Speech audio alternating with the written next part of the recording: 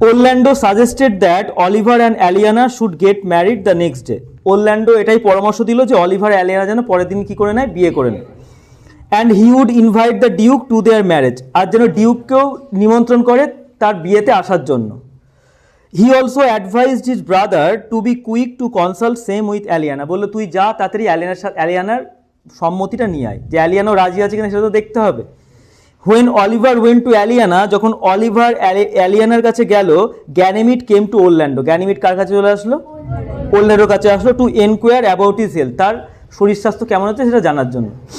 আচ্ছা, তাহলে দেখো এখানে কি হলো, অলিভার অ্যালিয়ানার কাছে কেন আসলো? তার বিয়ের জন্য রাজি হবে কিনা। আর গ্যানিমিড ওরল্যান্ডোর কাছে কেন গেল? শরীর স্বাস্থ্য কেমন হচ্ছে সেটা জানার জন্য।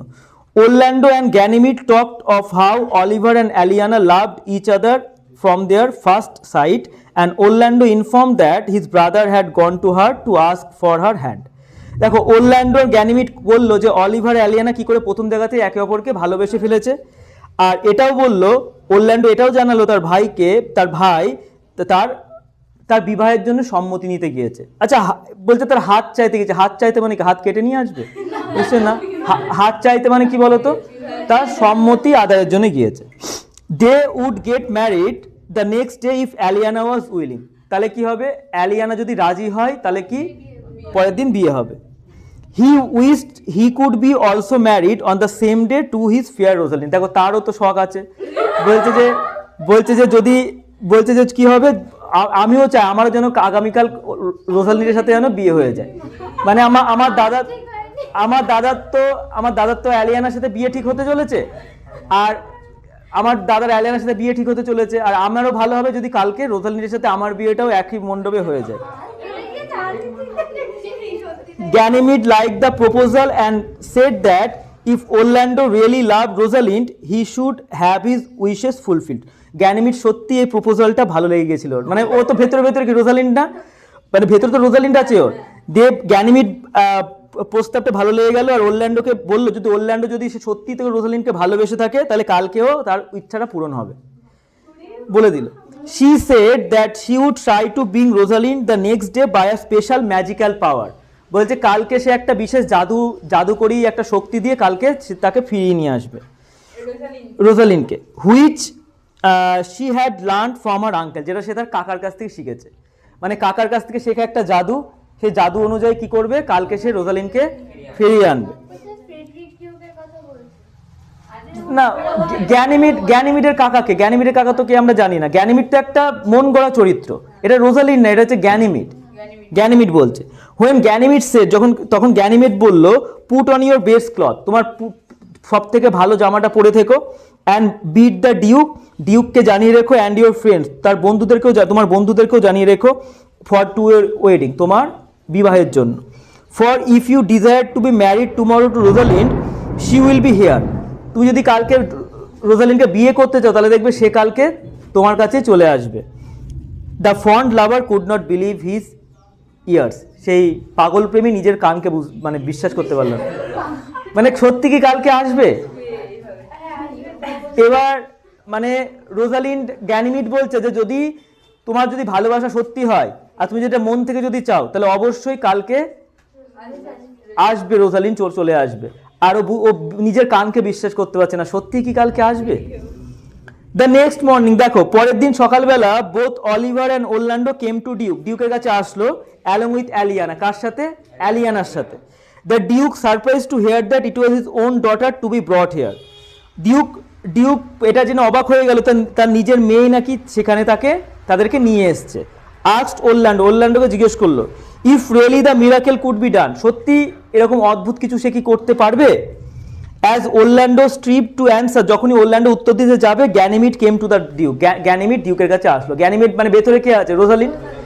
ডিউকের কাছে আসলো, and asked if the Duke will to give his daughter in the hands of Orlando, and he agreed. বললো আপনি কি ওরল্যান্ডোকে আপনার মেয়ের হাতে, মানে মেয়েকে আপনার ওরল্যান্ডোর হাতে তুলে দেবেন, তাহলে রোজালিন্ড ফিরে আসবে। তখন এই ডিউক কি হলো, রাজি হলো। বলে হ্যাঁ, কেন দেবো না, ভালো ছেলে, হাত কাটা। দেন শি আস্কড ওরল্যান্ডো, তারপর সে ওরল্যান্ডোকে বললো whether he would marry Rosalind if she be brought there. তখন এবার এবার দেখো রোজালিন তখন ওরল্যান্ডোকে বললো যে তুমি কি বিয়ে করবে যদি রোজালিনকে এখানে নিয়ে আসা যায়, মানে বাবার সম্মতিও নিল, আবার ওই ওরল্যান্ডোর সম্মতিও নিল। He said that he would, হ্যাঁ বললো সে বিয়ে করবে, সে আর ছাড়ে। The two sisters went inside the cottage and put off their disguise, ওই দুই বোন কটেজের ভেতরে গেল, তারপর তাতে ছদ্মবেশ খুলে ফেললো। তার মানে ব্যাপারটা কি হলো বুঝতে পারলে? ব্যাপারটা এটাই হলো যে রোজালিন বললো, প্রথমে বাবার সম্মতি নিল গ্যানিমিড সেজে, যে আপনি কি মেনে নেবেন যদি ওরল্যান্ডো আপনার মেয়েকে বিয়ে করতে চাই?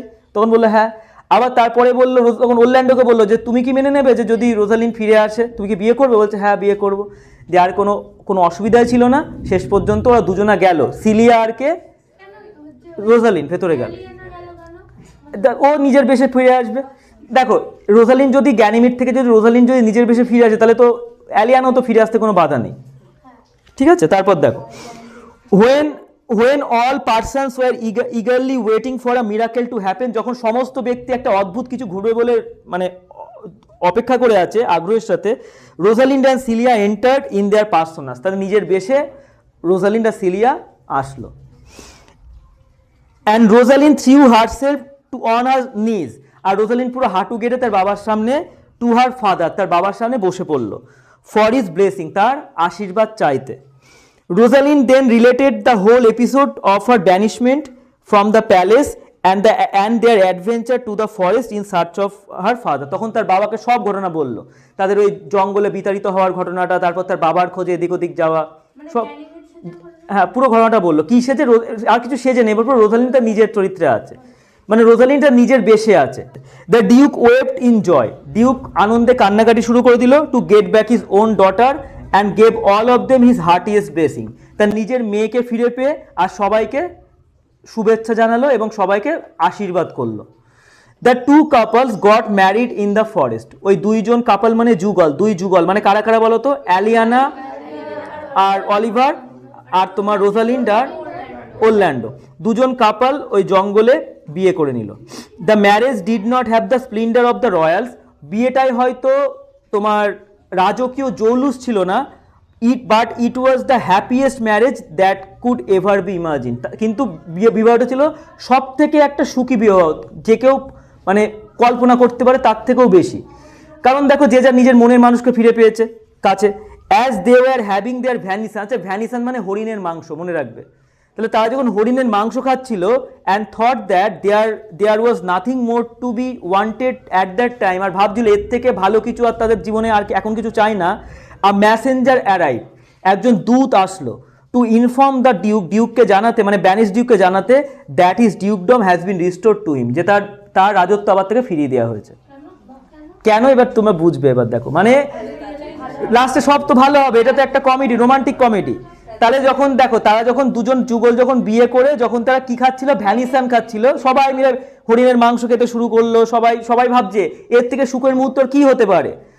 ডিউক তার মেয়েকে ফিরে পেয়েছে, মেয়ে বিয়ে হয়ে গেল, ওইদিকে সিলিয়া আর অলিভারের বিয়ে হলো, সবাই বেশ ভালো আছে।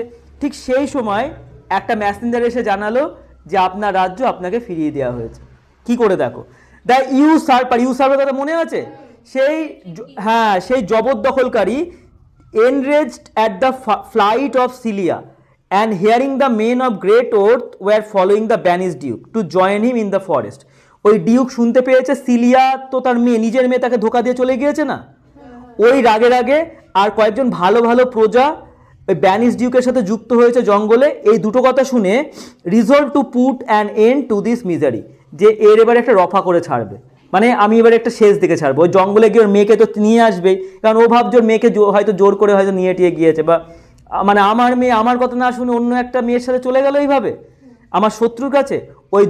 ওই রাগে আর ভালো ভালো প্রজারা কার সাথে গিয়ে যুক্ত হচ্ছে? ব্যানিশ ডিউকের সাথে যুক্ত হচ্ছে। এই দুটো রাগে ও কি করলো? জঙ্গলের মধ্যে এসে ভাবলো এবার আমি একটা রফা করবোই, এর শেষ দিকে ছাড়বো।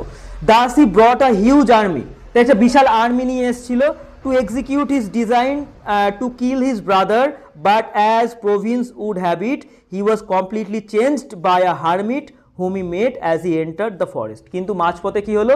তার সাথে একটা সন্ন্যাসীর দেখা হলো, সেই সন্ন্যাসীর দ্বারা সে পুরোপুরি পরিবর্তন হয়ে গেল। মানে ওর তোমার ধরো পুরো মন পুরো ঘুরিয়ে দিল, সেই মোটিভেশনাল স্পিকারগুলো হয় না, সে মোটিভেশন দেয়, দেখ এইসব মোহমায়া, এইসব কিছু নয়, তাই না? মোহমায়া থেকে তুই যখনই মুক্ত হবি তখনই তুই দেখবি জীবনের আসল সুখ খুঁজে পাবি, সে মোটিভেশনাল স্পিকারগুলো বলে না। সে হয়তো ওরকমভাবে হারমিটটা হয়তো ইউসারপারটাকে মানে ফ্রেডরিক ডিউককে এভাবে বুঝিয়েছিল যে টাকা পয়সা অর্থ সম্পত্তি এইসব মোহমায়া ছাড়া কিছুই নয়। তো এই কথাটা কে বুঝিয়েছিল? তোমার সন্ন্যাসীটা বুঝিয়েছিল, দিয়েও পুরোপুরি চেঞ্জ হয়ে গিয়েছে। হি দাস চেঞ্জ, তার এভাবে চেঞ্জ হওয়ার পরে decided to spend the rest of his days in a religious house after returning the dukedom to his brother and the real owner of the dukedom. তাই সে ঠিক করেছিল এই সম্পত্তির আসলে রাজত্বের আসল মালিক মানে তার দাদাকে সব সম্পত্তি ফিরিয়ে দিয়ে সে একটা মঠে গিয়ে বাস করবে। মানে মঠ মানে বুঝতে পারছো, একটা হ্যাঁ রিলিজিয়াস হাউস, যেখানে সব মানে সব গুরুদেব টাইপের ব্যক্তিগুলো সব থাকে, সন্ন্যাসীরা সব সেখানে থাকে। তো ভাবলো সেখানে গিয়ে বাকি জীবনটা কাটাবে। The first act of the penitence was to send the messenger to his brother. যে প্রায়শ্চিত্তের প্রথম কাজ সে কি করবে, তার ভাইয়ের উদ্দেশ্যে বা তার দাদার উদ্দেশ্যে একটা মেসেঞ্জার পাঠাবে to restore him his domain, তার রাজত্ব তাকে ফিরিয়ে দেওয়ার জন্য, and the followers as well as the land and revenues, আর সমস্ত ফলোয়ারদেরকে তাদের জায়গা রাজত্ব সব কি যা জায়গা জমি আছে সব ফিরিয়ে দেওয়ার জন্য।